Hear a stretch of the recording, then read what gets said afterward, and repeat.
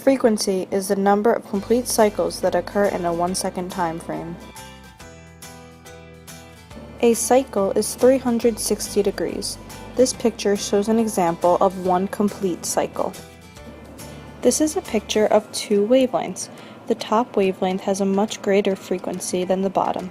If you count the number of complete cycles, which is 360 degrees, you will see that on the top there are more cycles than on the bottom. Thus, the frequency of the top wavelength is greater.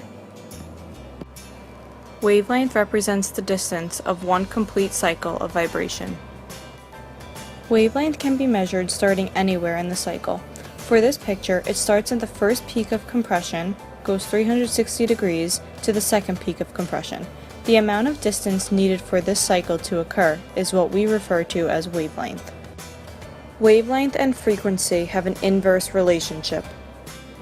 Assume that when the basketball gets in the basket, one complete cycle has occurred. Now, let's see the relationship between wavelength and frequency. For explanation purposes, let's pretend this is a clip of a 1-second time frame. He is standing close to the basket, which means the wavelength is short. The ball does not have to travel a far distance in order to complete a cycle. Since the wavelength is short, in this 1-second time frame, 9 cycles were completed. So, when the wavelength is short, the frequency, which is the number of cycles per 1 second, is high. Let's see what happens to the frequency when the wavelength gets longer.